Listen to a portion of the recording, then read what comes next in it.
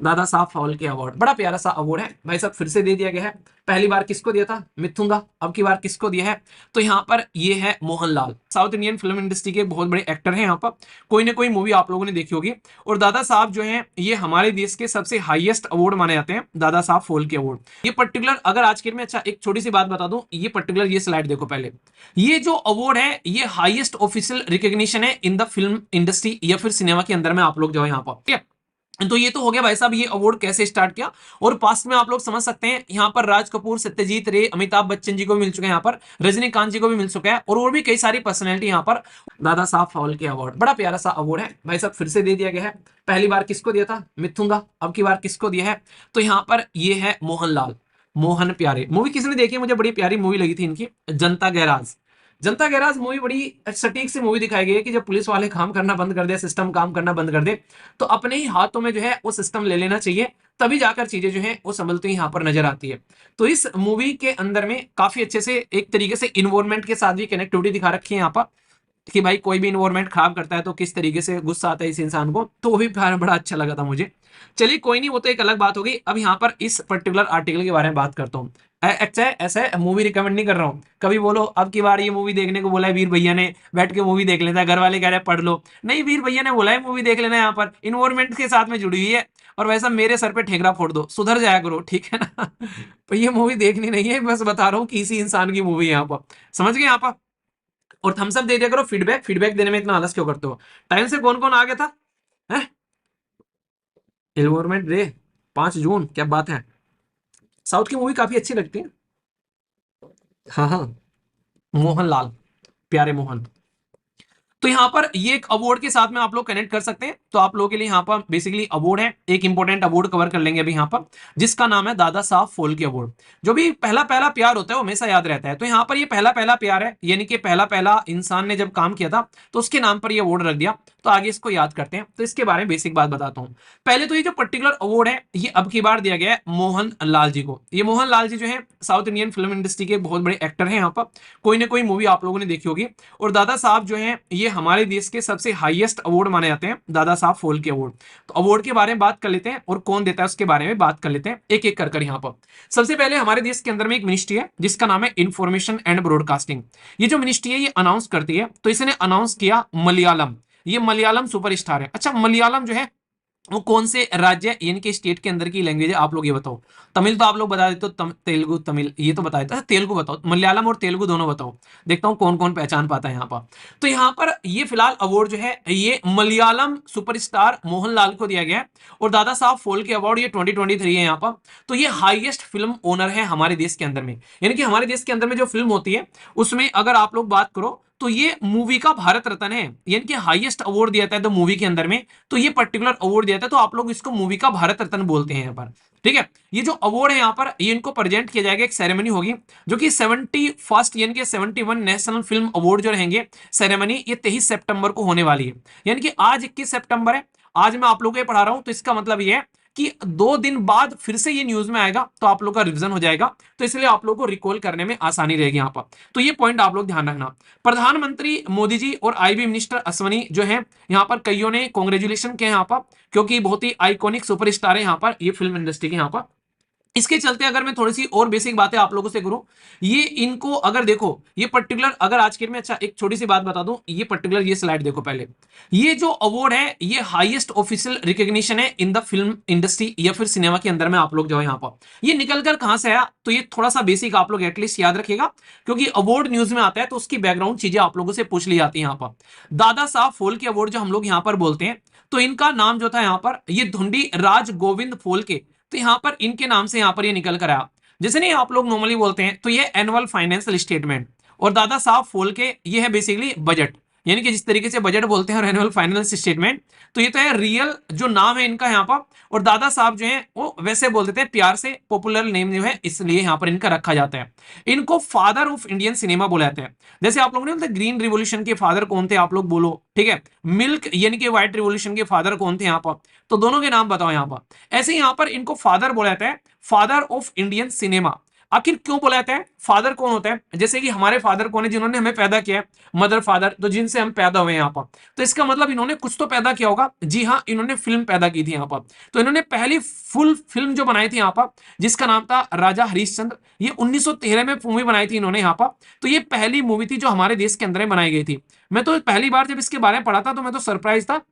मैंने कहा इंसान इतना क्रिएटिव कैसे हो सकता है कि अंग्रेज जो है वो जीना हराम कर रखे हैं और ये इंसान जो है वो फिल्म बनाने में मसरूक है। मैंने अपना पैशन फॉलो करना है भाई साहब, देश में जो जो कर रहा है उसको करने दो, मुझे अपना पैशन फॉलो करना है यहाँ पर। तो कितनी सारी समस्याओं के बावजूद भी इंसान जो है, जो पैशनेट पर्सन होता है, वो कैसे अपने काम पर फोकस कर पाता है। तो दादा साहब जी से आप लोग सीख सकते हो। मतलब देश के अंदर में अंग्रेज लोगों को मार रहे हैं, महामारी चल रही है, पता नहीं क्या क्या कंडीशन में नहीं है, वो भाई साहब मूवी बना रहे हैं, समझ रहे हैं आप लोग यहाँ पर। तो ये रियलिटी में आप लोग माइंडसेट समझा करो कि इंसान का माइंडसेट कैसा होगा उस टाइम पर जब इंसान इस तरीके की चीजों को लेकर चल रहा होगा। तो ऐसे आप लोग चीजों को समझ सकते हैं यहाँ पर। ये जो पर्टिकुलर अवार्ड है ये 1969 में यहाँ पर देना स्टार्ट किया गया हमारी सरकार के द्वारा, और ये प्रेजेंट किया जाता है डायरेक्टरेट ऑफ फिल्म जो फेस्टिवल के अंदर में, ministry of information and broadcasting के द्वारा। और कोई भी अवार्ड जो होता है, जैसे यूपीएससी ने भी आप लोगों से क्वेश्चन पूछा था, याद रखना अगर कोई भी अवार्ड दिया जाता है तो यहाँ पर नॉर्मली हमारे देश के प्रेसिडेंट ही अवार्ड देते हुए मैक्सिमम नजर आते हैं यहाँ पर। ठीक है, तो आप लोग कंफ्यूजन में मत आया करो यहाँ पर। तो प्रेसिडेंट ऑफ इंडिया यहाँ पर नेशनल फिल्म अवार्ड सेरेमनी में ये अवार्ड यहाँ पर देते हैं। इसमें आप लोगों को स्वर्ण कमल यानी कि गोल्डन लोटस मेडल, इसी के साथ में सोल और कैश प्राइज वगैरह आप लोगों को देखने को मिल जाते हैं। ये एक तरीके का लाइफ टाइम अचीवमेंट है कि किसी इंसान ने अपनी जिंदगी में कितनी शानदार परफॉर्मेंस दी है इस फील्ड में, तो उसके लिए ये अवार्ड यहाँ पर दिया जाता है। उसका कॉन्ट्रीब्यूशन कैसा है उसको ध्यान में रखते हुए ये मोस्ट प्रेस्टिजियस अवार्ड है इंडियन फिल्म इंडस्ट्री के अंदर में, अगर इसके बारे में आप लोग बात करोगे तो यहाँ पर। ठीक है, तो ये तो हो गया भाई साहब ये अवार्ड कैसे स्टार्ट किया। और पास्ट में आप लोग समझ सकते हैं यहाँ पर राज कपूर, सत्यजीत रे, अमिताभ बच्चन जी को भी मिल चुके हैं, यहाँ पर रजनीकांत जी को भी मिल चुका है, और भी कई सारी पर्सनैलिटी यहाँ पर। और लास्ट वाला किसको मिला था ये आप लोग बता दो, मैं भूल गया हूं आप लोग को बता के अभी। ठीक है, तो यहाँ पर जो मोहनलाल साहब है यहाँ पर, इनका जो फिल्म कैरियर स्टार्ट होता ये 1980 में होता, और अभी मैं डिस्कस कर रहा हूं बैठ के 2025 में। तो मतलब 35 साल से यहाँ पर लगातार जबरदस्त तरीके से, 35 या 45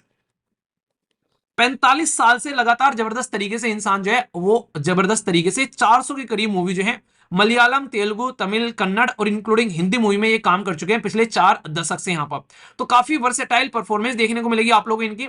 साथ ही साथ में 5 बार नेशनल अवार्ड जीत चुके हैं बेस्ट एक्टर की कैटेगरी में भी यहाँ पर, और स्पेशल जूरी। साथ ही साथ में मल्टीपल केरला स्टेट के अवार्ड जीत चुके हैं, और साथ ही साथ में पद्मश्री 2001 में और पद्म भूषण 2019 में मिल चुका है। यानी कि हमारे देश के अंदर में जो सिविलियन कैटेगरी में अवार्ड दिए जाते हैं तो इसमें सबसे टॉप पर आता है भारत रत्न, फिर आता है पद्म विभूषण, फिर आता है पद्म भूषण, और फिर आता है पद्म श्री यहाँ पर।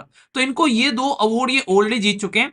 अभी यहाँ पर इनको ये बेसिकली सबसे हाईएस्ट अवार्ड मिल चुका है जो दादा साहब फाल्के फिल्म इंडस्ट्री की कैटेगरी में। तो अभी ये 2 टारगेट बचे हुए हैं, तो देखते हैं ये यहां तक पहुंच पाते हैं कि नहीं पहुंच पाते हैं।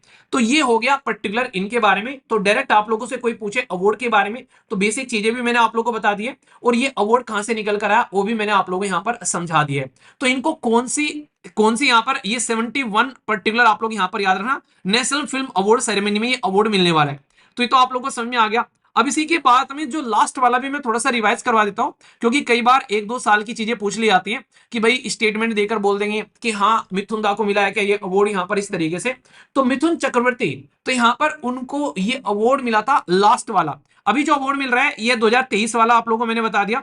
जो इनको मिला था ये था 2022 वाला अवार्ड, और ये 17th नेशनल फिल्म सेरेमनी हुई थी, और ये 8 अक्टूबर को देखने को मिली थी। अब की बार थोड़ा सा पहले हो रहा है, 23 सितंबर में हो रहा है। लास्ट ईयर जो था ये 8 अक्टूबर को आप लोगों को सेरेमनी देखने को मिलती, जहां पर इनको ये अवार्ड दिया गया था यहाँ पर। तो यानी कि लास्ट ईयर यहाँ पर मिथुन दा को दिया गया, अब की बार यहाँ पर बेसिकली मोहनलाल जी को दिया गया। तो ये इंपॉर्टेंट पर्सनैलिटी है, अगर आप लोगों से कोई पूछे यहाँ पर, कई बार इस तरीके से क्वेश्चन आप लोगों के पूछ लिए जाते हैं।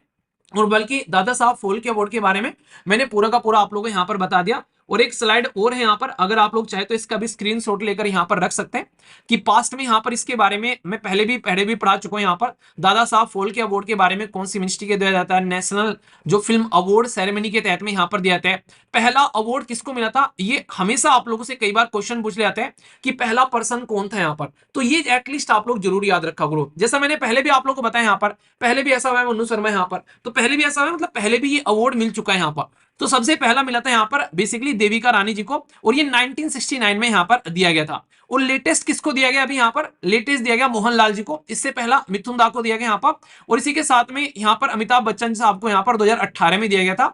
और ये काफी सारे अवार्ड अब तक दिए जा चुके हैं। अगर देखो इसमें मैंने अभी बताया क्या क्या मिलते हैं। यहां पर पैसे अगर किसी को ध्यान रखने, तो यहां पर लगभग इकाई, दहाई, सैकड़ा, हजार, 10,000, लाख, 10 लाख, तो इसके अंदर 10 लाख रुपए लगभग यहां पर दिए जाते हैं, जो कैश प्राइस के तौर पर। यहां पर बाकी के सोल वगैरह, मेडल वगैरह वो आप लोगों को देखने को मिल जाते हैं। तो फादर ऑफ इंडियन सिनेमा बोला जाता है। और ये क्वेश्चन भी कई बार पूछा जा चुका है राजा हरिश्चंद्र साहब के बारे में, तो ये भी छोटा सा पॉइंट आप लोग याद रखना कि इनके द्वारा ये मूवी जो है वो किसके द्वारा बनाई गई थी। यहां पर पहली मूवी जो बोली जाती है 1913 में, तो ये पॉइंट भी आप लोगों के लिए इंपॉर्टेंट हो जाता है, तो इसको भी एटलीस्ट आप लोग यहां पर याद रख सकते हैं।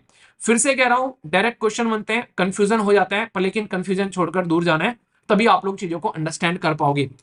कितना इनोवेटिव आइडिया होगा ना उस टाइम पर, मैं तो मतलब सरप्राइज था कि इस तरीके से भी इंसान सोच सकता है इतनी बुरी कंडीशन में रह के। आप तो फिर भी अच्छी कंडीशन में हो, तो क्या आप लोग थोड़े से इनोवेटिव नहीं हो सकते?